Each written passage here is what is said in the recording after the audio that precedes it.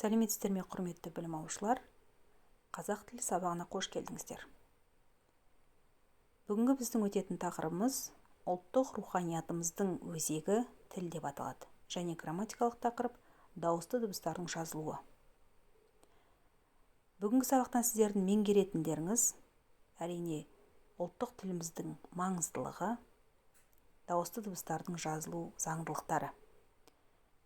Сіз бұл тақырыптарды сабақ барысында өтетін тапсырмаларды орындау арқылы білімдеріңізді шыңдай түсесіздер. Алдымен мақал-мәтелдер, яғни тіл туралы мақал-мәтелдерді жазу арқылы мына диаграмманы дәптерлеріңізге толтырып шығуларыңыз керек.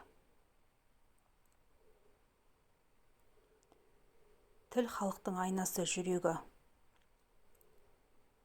Біздің ұлт зиялыларымыздың қазақ тілі жайында айтқан қаншама ақыл-нақыл сөздері, парасатты даналық ойлары бар. Ал енді соған назар аударыңыздар. Ұлттың сақталуына да, жоғалуына да себеп болатын нәрсенің ең қуаттысы тілі. Ахмет Байтұрсынұлы.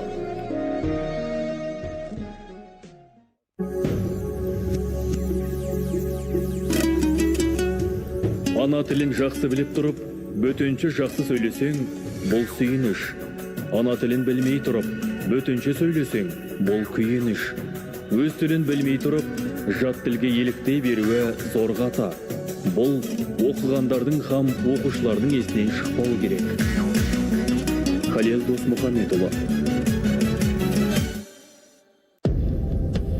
Ана тілі қайнаған қанның, қиналған жанның, толғантқан көңілдің, лүпілдеген жүректің сығындысы. Онда дәм де, мән де болу керек. Сұлтанмахмұт Торайғыров. Қазақ тілінің мемлекеттік тіл ретіндегі рөлі күшейіп, ұлтаралық қатынас тіліне айналатын кезеңі келеді деп есептеймін. Бірақ мұндай дәрежеге жету үшін бәріміз даңғаза жасамай, жұмыла жұмыс жүргізуіміз керек. Сондай-ақ тіл үлкен саясаттың құралы екенін де ұмытпаған жөн. Балалар, жоғарыдағы бейне жазбалардан ұлттық тіліміздің құндылығын онан ары тереңдей түсінуге болады. Олай болса, келесі тапсырманы жасаңыздар. Бұл тапсырмада мәтінді оқып, негізгі ойды анықтаңыздар. Алаш зиялыларының тіл мәселесін не себепті алаңдатқанын, бұл мәселенің әлі де күн тәртібінен түспеу себебін талқылаңыздар.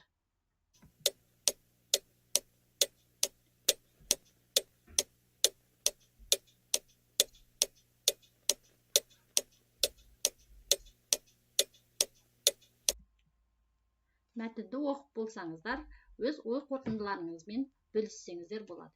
Яғни бұл мәтінде алаштықтар ана тілін ұлт болмысының басты бөлшегі ретінде қарастырып, әсіресе жас ұрпақ тәрбиесінде алатын орнына ерекше назар аударды.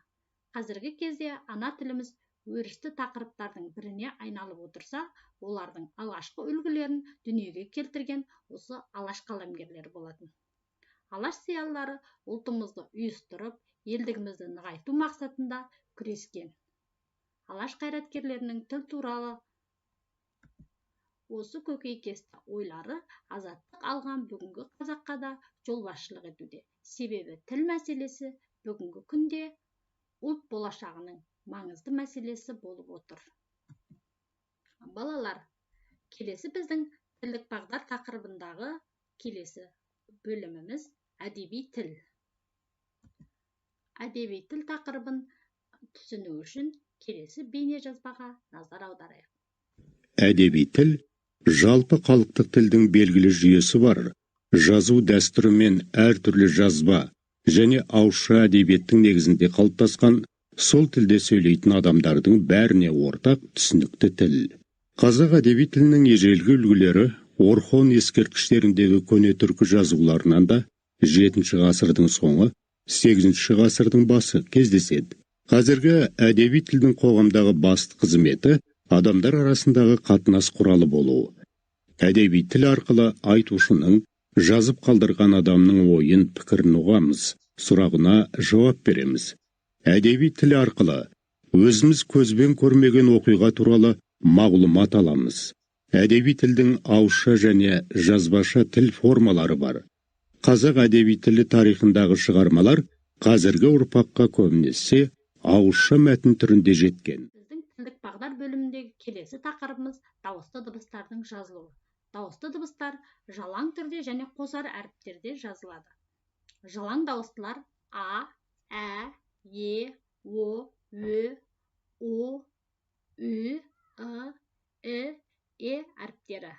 Бұлар барлық буындарда кездесетін дауыстылар және буын талғайтын дауыстылар болып бөлінеді.